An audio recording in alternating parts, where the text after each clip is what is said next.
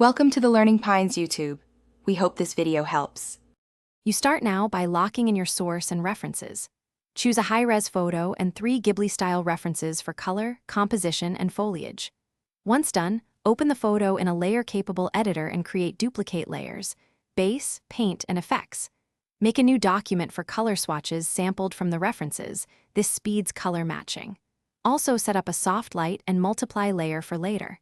You're already editing, don't stall on options. Keep only essentials. Now simplify forms and paint over the photo to mimic Ghibli's hand-painted look.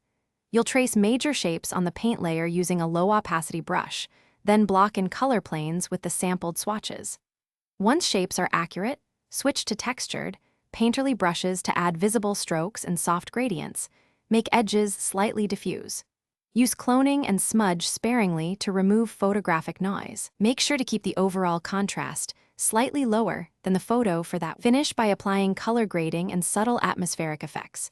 Use a warm curve, gentle vignette, and a soft bloom layer. Mask it so highlights glow without losing detail. Add 1-3% film grain and a light scattering layer to emulate film softness.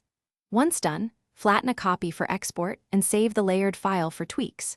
If colors look off, check your reference swatches and reduce saturation in small increments.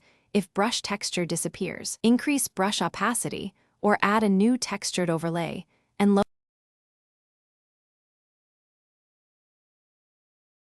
Thanks for watching. Consider subscribing if we helped you.